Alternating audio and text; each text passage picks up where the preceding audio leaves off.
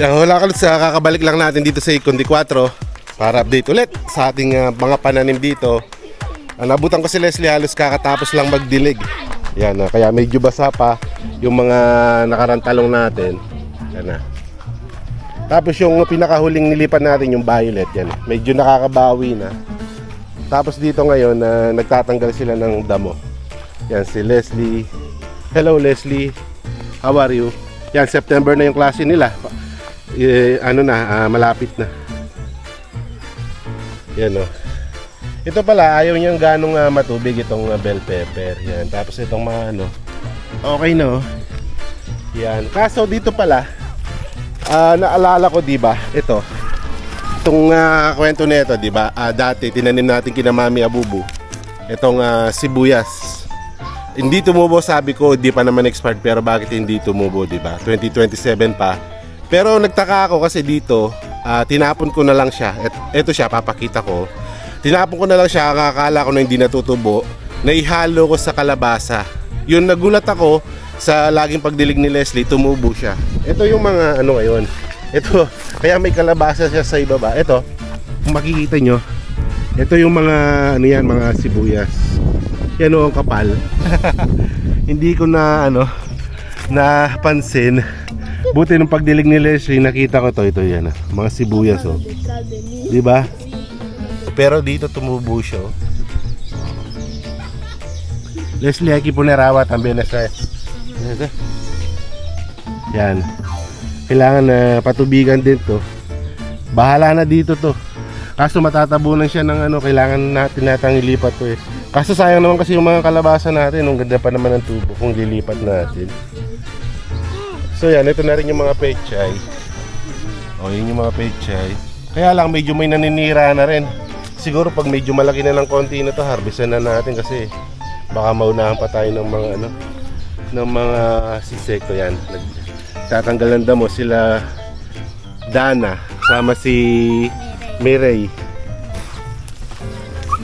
So papakita rin natin yung pala. Dito yung sayote mga kaluts. Ito natin sayote. Pero hanggang now, di ko pa lalagyan ng balag kasi di pa tayo sure kung talaga mabubuhay. Sana mabuhay mga kaluts. Ito siya. Ito na, ganito na siya kalaki. Yan.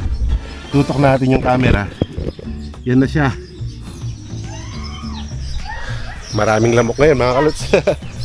Yan, yung mga saging din. Yan o, medyo gumaganda na yung tubo. Yung mga tanglad, ang dami yung kapal. Nakaraan, diniligan namin ni Leslie. Yan si Leslie. Kaluts, kukuha pala tayo ng kangkong kasi may nagbilin sa mga company natin na tropa. Kaya pagdadala natin ng kangkong ngayon. Ito, di lang ako makalusot doon kasi kanal doon eh. Ito, matataba yung tubo ngayon oh. Masarap niya ito sa sinigang. Sinigang na buto-buto, tapos lagyan mo ng labanos. Tapos di ba, medyo masim-masim. Wow, lalo na't sinisipon ka. Masarap to mga kaluts. At ang ating camera girl, si Leslie, saka ito, assistant si Mireille. Mga kaluts, ngayon, susundan na lang natin yung proseso kung bakit milagrong tumubo yung sibuyas. Kasi kinamami Abubu, hindi tumubo. Kaya ngayon, gagawin natin, same process pa rin. Ito na lang gagawin natin para itanim itong panigang na sili o chili dito. Yan muna natin. Didiligan. Yan. Tapos, pagkadilig natin mga kaluts, ilalagay natin yung binhi. Tapos, tatabunan nung kinukuha natin sa baba. Tapos, dilig na naman. Para tumubo. Same process pa rin sa mga ginawa natin sa mga nauna. So, yan. Muna natin. Basahin muna natin ngayon.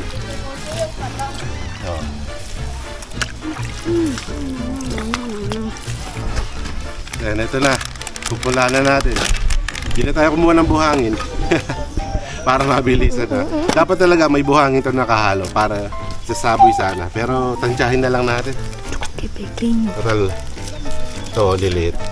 Parang buto ng talong. Medyo madalang na lang para tumubo. At matataba. Kung medyo madalang. Yun. Lagyan na lang natin ng good. supposed to be ano yan, diretso dapat. Kaso, dala ng tumubo yun sa may sibuyas. Kaya yun yung susundin natin na yan, proseso. Okay. Rico. Yan. Ito yung mga ano, mga kasama ni lagi ni Leslie. Si Dana, saka si Miray. May grabe. Lely, get fast. Porque no, grabe. Dime. Yeah. Leslie, hay que poner agua también aquí, ah. Yan, sakto lang. Ngayon, kukuha tayo ng ano doon. Kukuha tayo ng lupa. Sinaman natin yung lupa. Ay, lupa. Kay Dana, yung pala. Vamos aquí.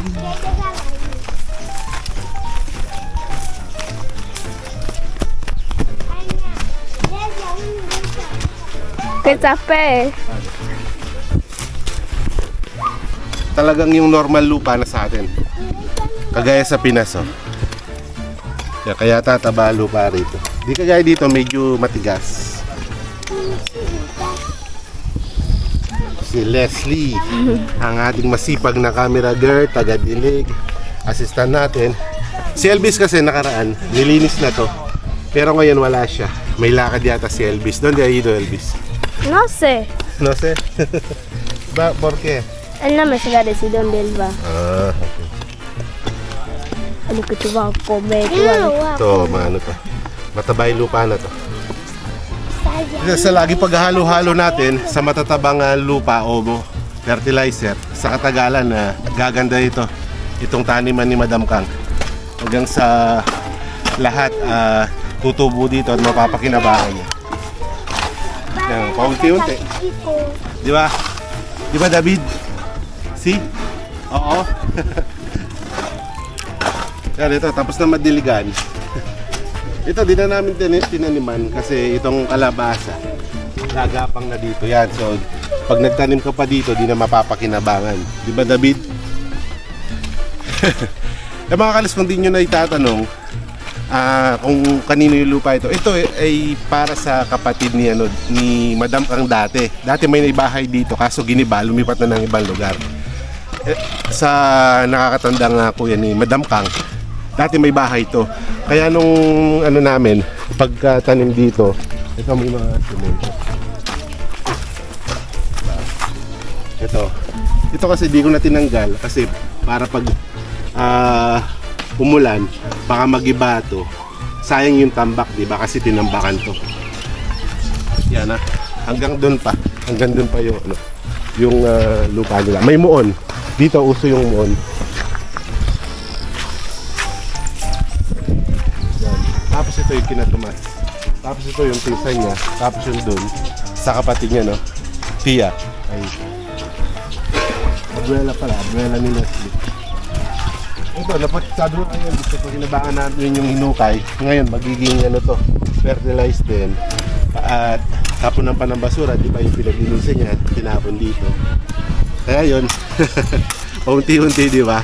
Kahit pa paano na ayos na natin yung taniman ng Madam Kang. Kailangan natin maayos to para sa mga next month or sa mga susunod, makalipat na tayo ng ibang community para makaayos na rin ng kanilang mga bakuran. Kasi ito, gusto ko muna talagang ayusin to. Kaya talagang tinatrabaho namin ni Leslie at ni La Elvis at yung mga Tagaytay 4. Yan, kaya wag lang kalimutang mag-comment, mag-like sa mga videos natin. Yan mga kalot, see you next video.